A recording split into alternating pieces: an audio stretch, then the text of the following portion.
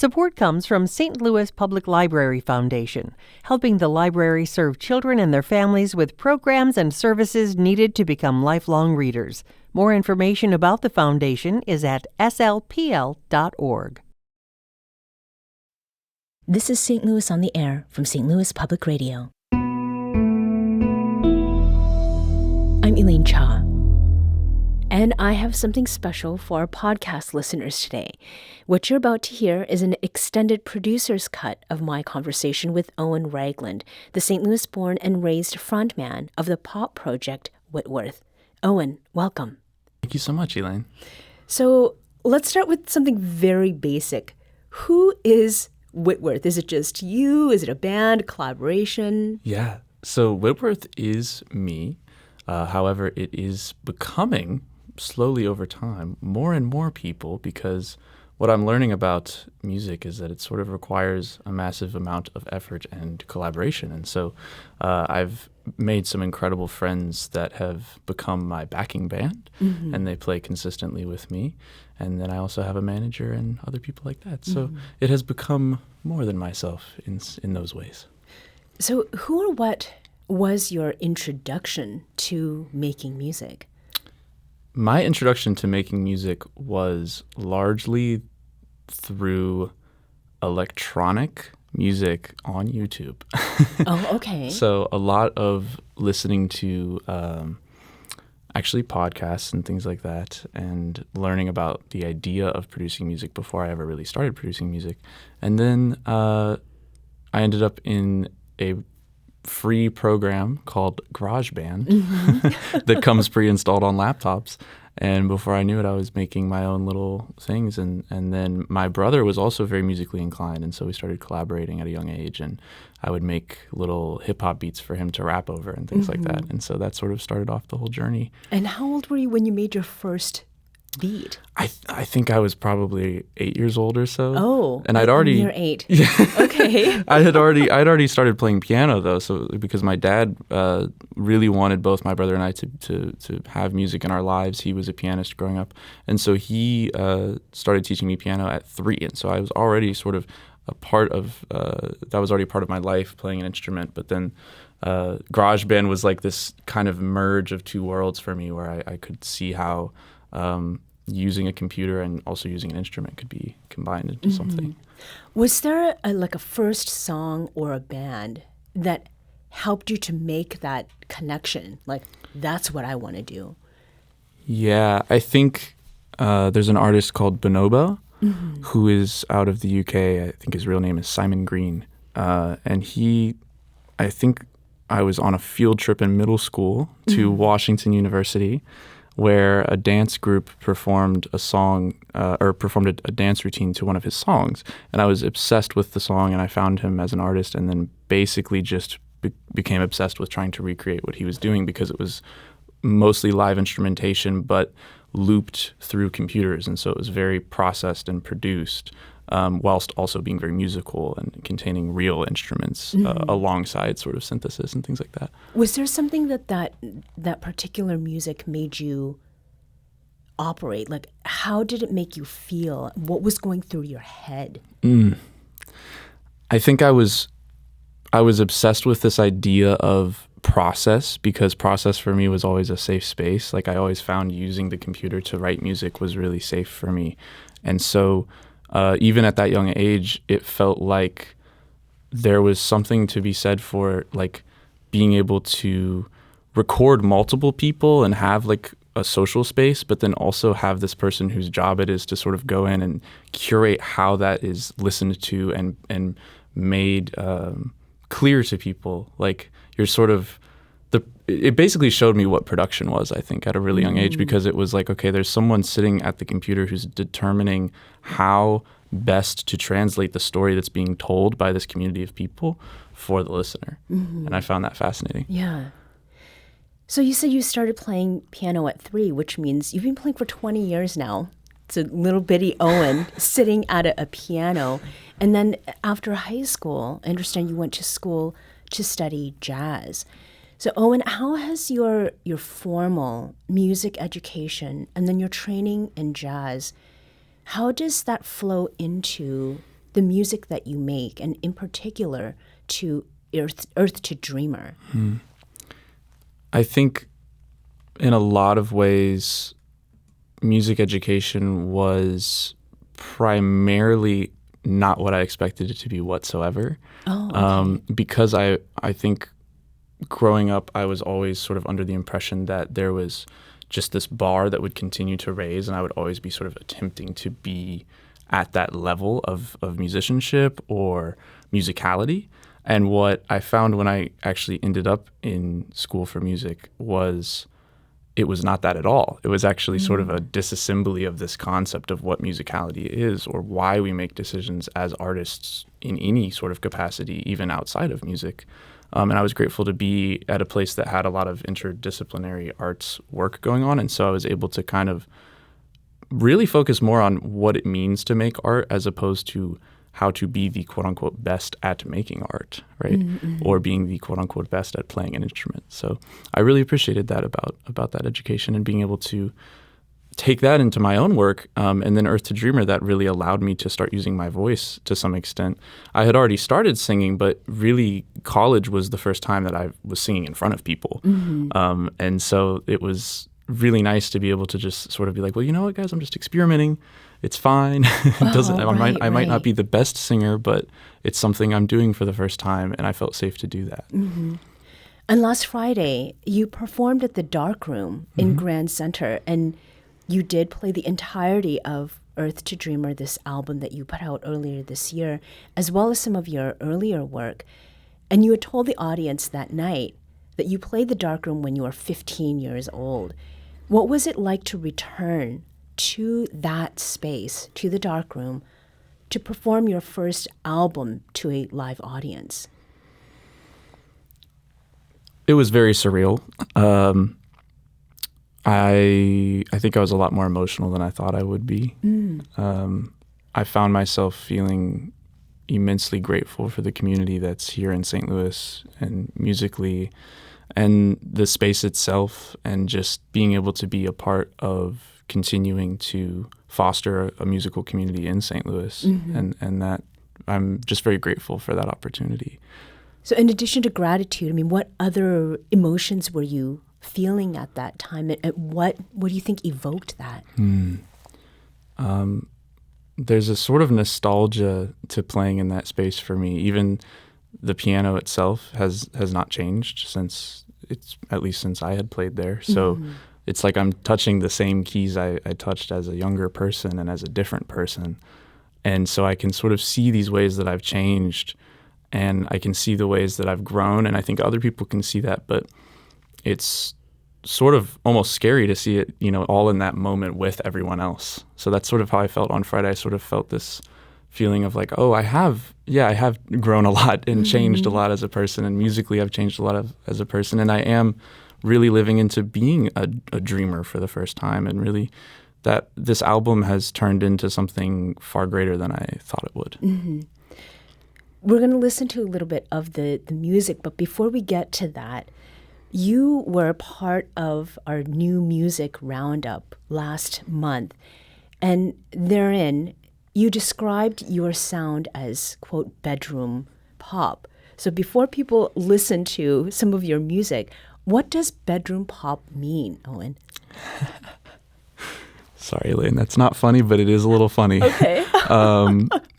Because, most of my friends know that I find genre very complicated. And even for me, I sometimes have a hard time putting into words what a genre means. So it's just funny for me to try to answer that. But I think bedroom pop is kind of I think it's a genre that's really intended to describe this new era of musician that is able to take a song from beginning to end almost entirely in their bedroom.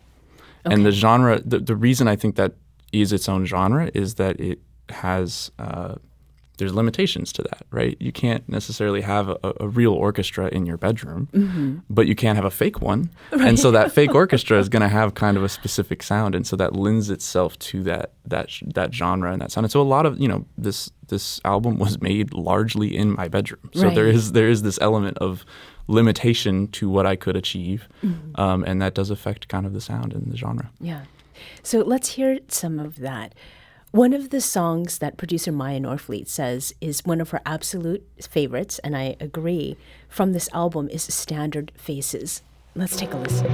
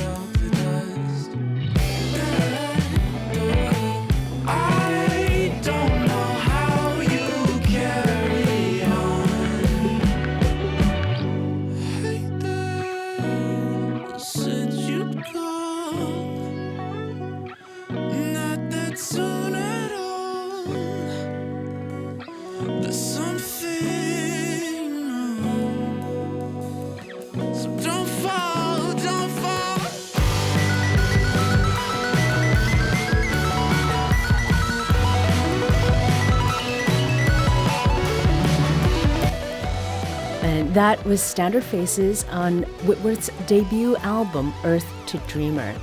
Now, before you played that song at the Darkroom last week, you shared that you have a knack for writing and arranging songs that you think are fun, but your friends and collaborators respond to with, "Owen, what the heck, man?" I'm paraphrasing here. What are they responding to, Owen? And what is it about Standard Faces that's fun yet difficult? Yeah. I think that song has definitely become a great example of ways in which I sometimes think something is maybe a little bit easier to do than it actually is, because like I said, describing bedroom pop, it can sometimes be easier to write music that's very complicated when you're just alone. Right. But when you start expanding it into a band arrangement, it becomes this kind of game of cat and mouse trying to figure out what we can actually achieve. But that song has, I think, at least 4 different time signature switches in it. And so the song itself is in 7/8 time signature, but it has a lot of 5/4 in it. So you start to think that you're sort of getting in this 5/4 groove, and the next thing you know, you're in 7/4, and and then there's a couple of bars of 4/4 at one point. My goal with the song was actually, to some extent, to create this really uneasy feeling where you don't really understand the groove, but you also are still grooving. And so we spent, I mean, a year and a half on those drums. Like I had Dominic Morrow, my drummer, came and we tracked his drum parts, and then we actually went back in and used the computer to try to like take his drum parts and make them perfect. And then we showed him the perfect drum parts, and he came and did them again with the perfect version. So there's like all these ways in which we were sort of like over time trying to find that perfect groove so that it felt like it wasn't complicated, but it is very complicated. Right.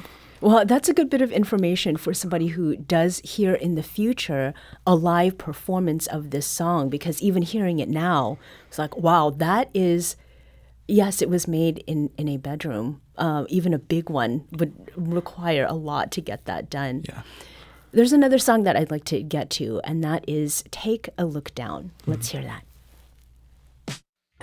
Take a look down for me and let me see the real you. But gotta let me through. Take the look down for me. I need to see the real you.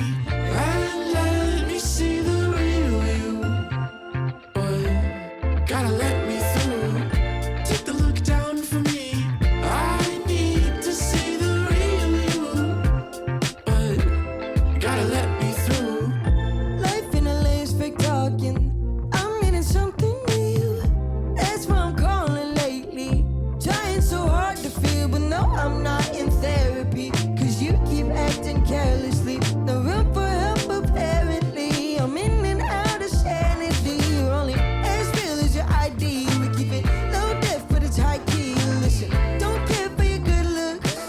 Fake smiles right impress us.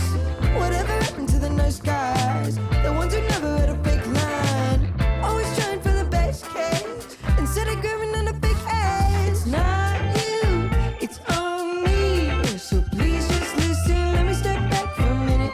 Can you come back for a minute? Really, if it's not you, it's on me. But please just listen. Can we step back for a minute? Take a look back for a minute. Baby, know it. So, Owen, I can't help but think that Take a Look Down is it's funny because you're saying to someone to take a look down, and you're quite a tall individual.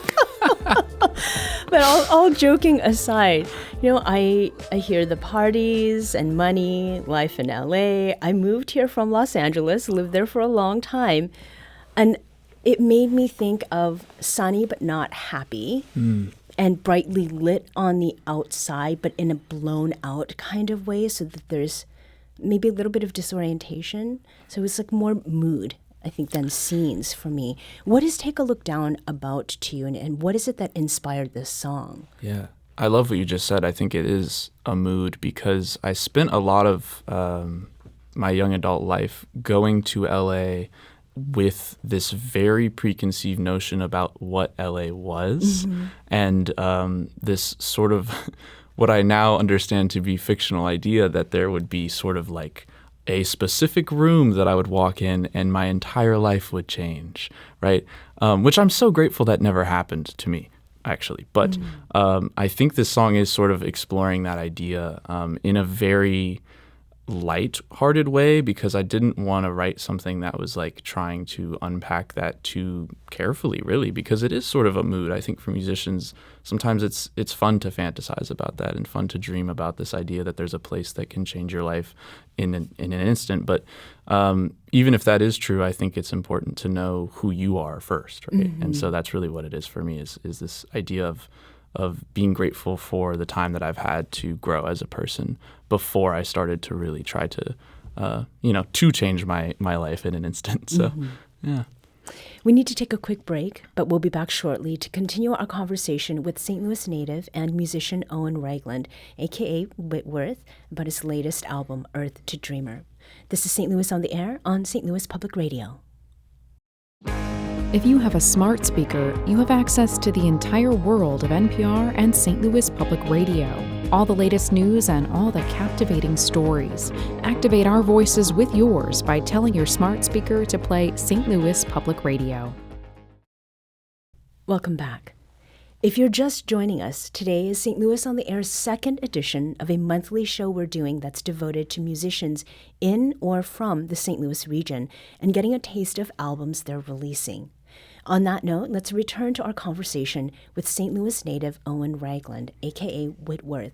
We're talking about his first album, Earth to Dreamer, which was released earlier this year. So, Owen, another song that caught my attention off your album is Sun Won't Set. Let's hear some of that.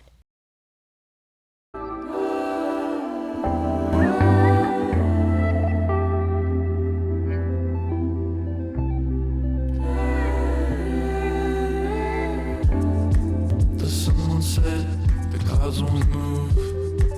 Nothing's the same, nothing is new. All of the time I spend with you, I wonder why you would say what you said. What you say, what you said.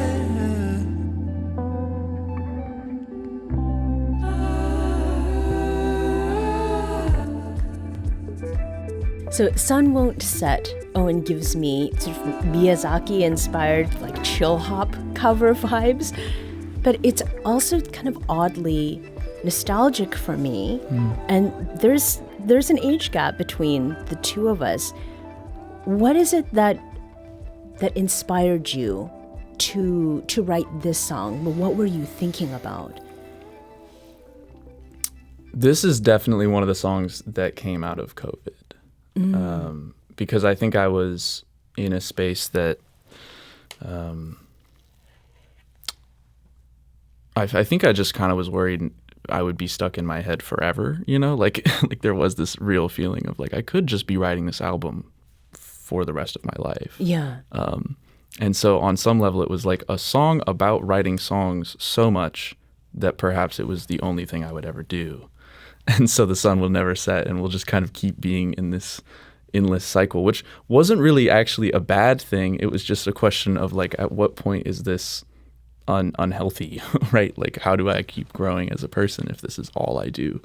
And I did spend like a lot of my life in my bedroom writing music, right? So it also on some level was looking backwards at that question. And I don't know, the nostalgia part of it, I love to hear that. I think that it, on some level I was grabbing at elements of like lo-fi hip hop and chill hop in that song, but I don't know how this, I love Japanese synthesizers from the 1980s. So perhaps there's something there. Yes, that makes a lot of sense. Now, the final song on the album is the titular song, Earth to Dreamer. Let's hear some of that before we get to the next set of questions here. I think I need a moment just to feel it out. Coping with the motion and the speed of now. Just when I thought I had it all figured out, my imagination brought me back to drown. I'm not just some dreamer of my own dreams.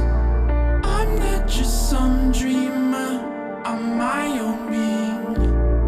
I'm not just your dreamer of my own dreams.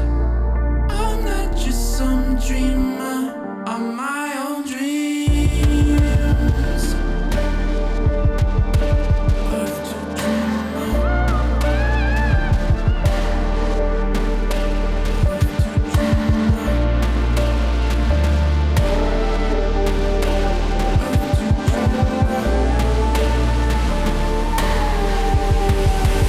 Earth to dreamer.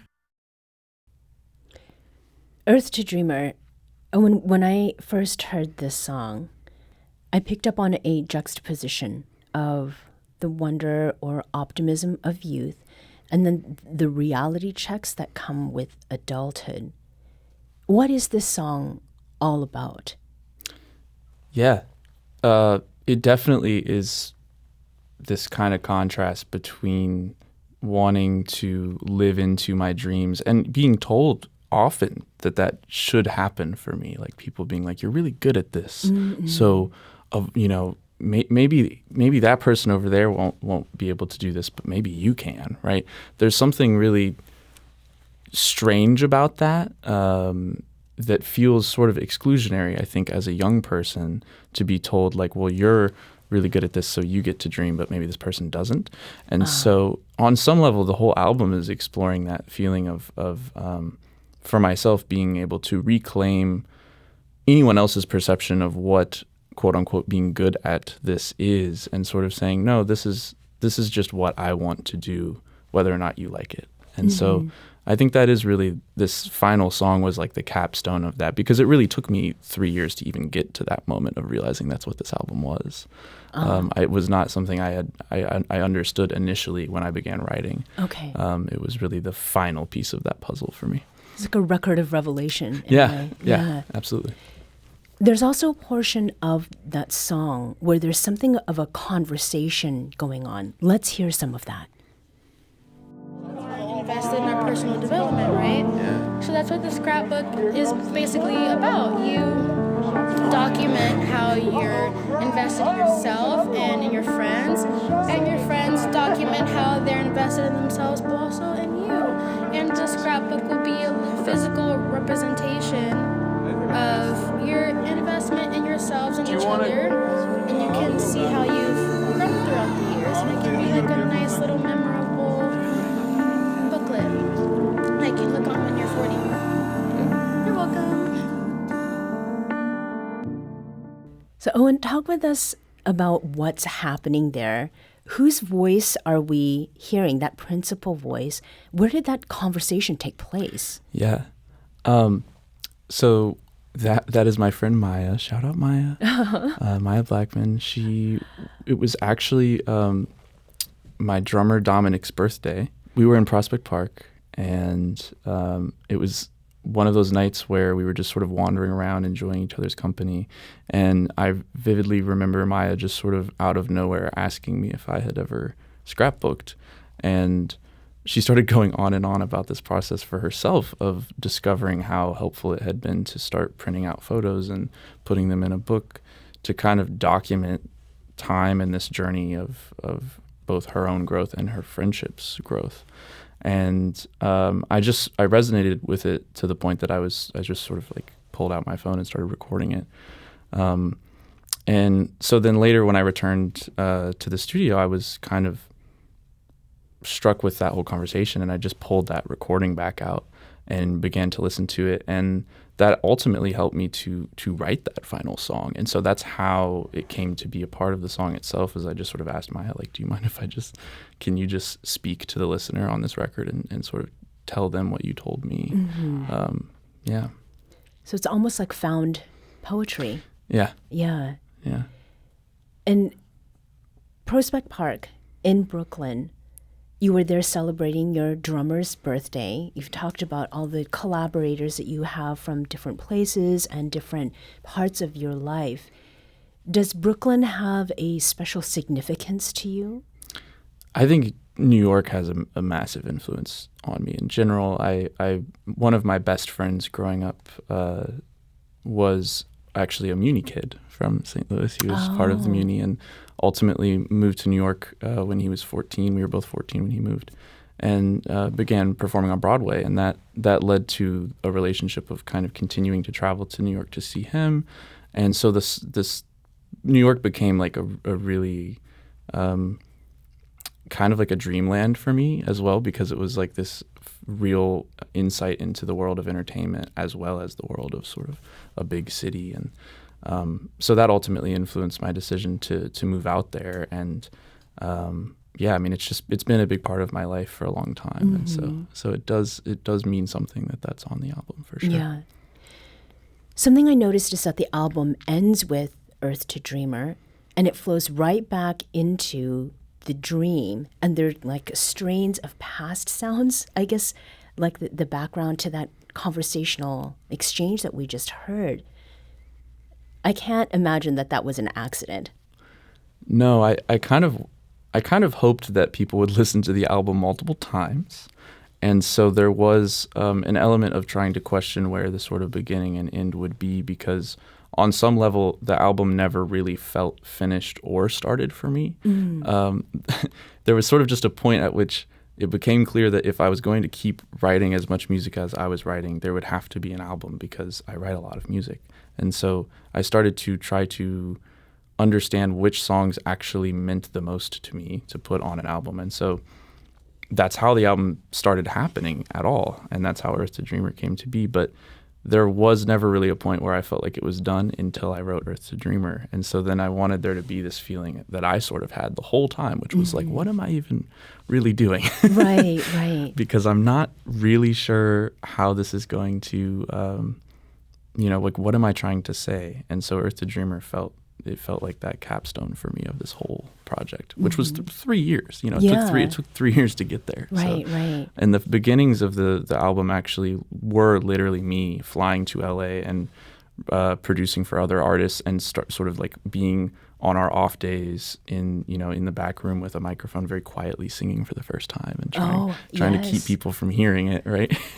So why is it that you were singing quietly? I mean, I didn't find out until after I'd listened to this album a number of times that this was your first time really doing the vocals. I mean, was there something or someone specifically prompted you to give singing a shot?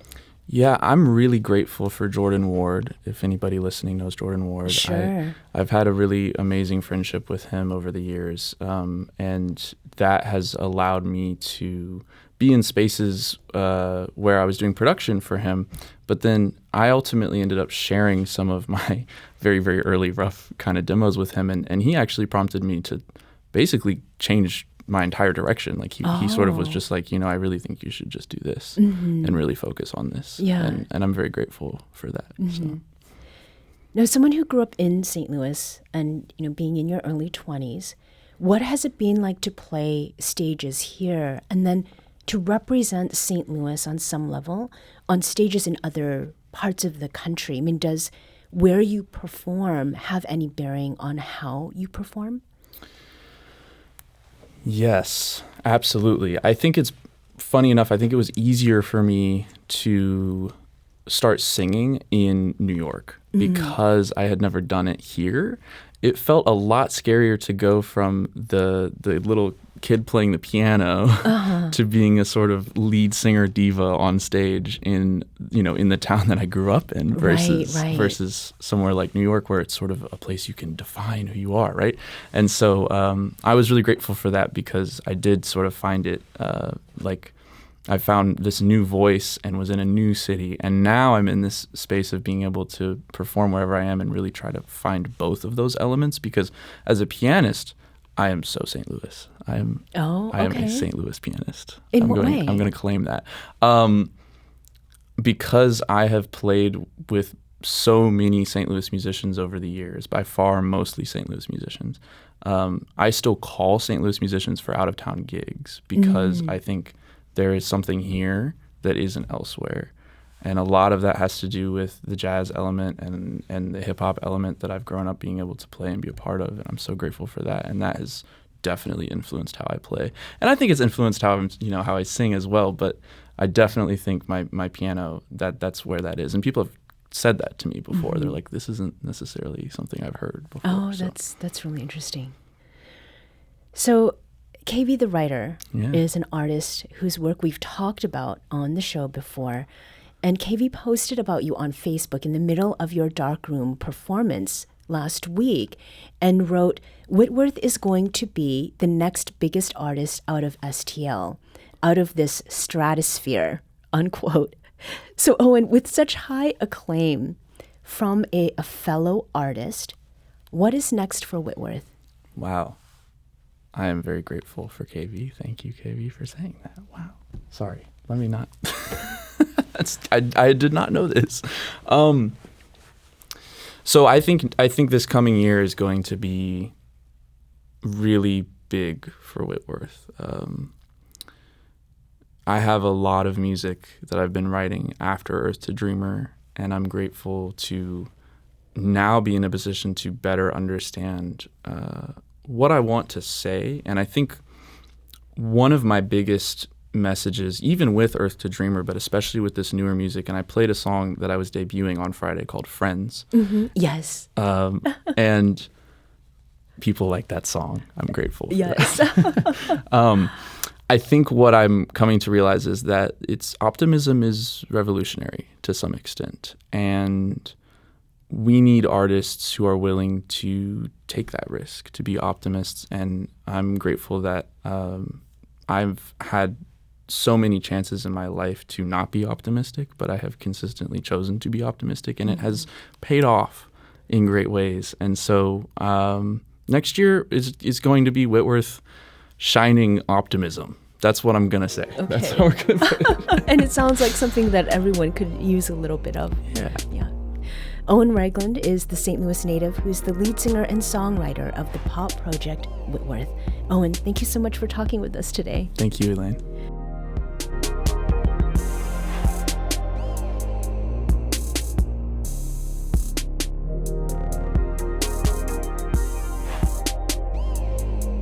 This episode was produced by Maya Norfleet. Our audio engineer is Aaron Dorr.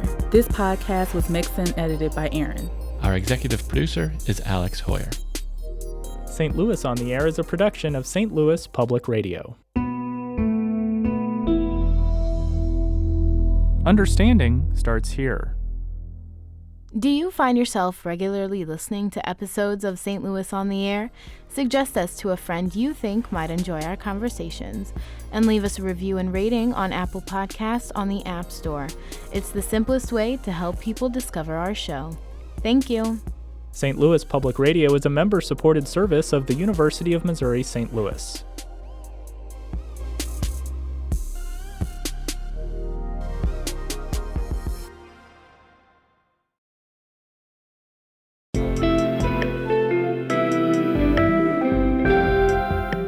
The Gateway brings you the day's news each weekday from around the St. Louis region and the state capitals in Jefferson City. Our schools are accredited.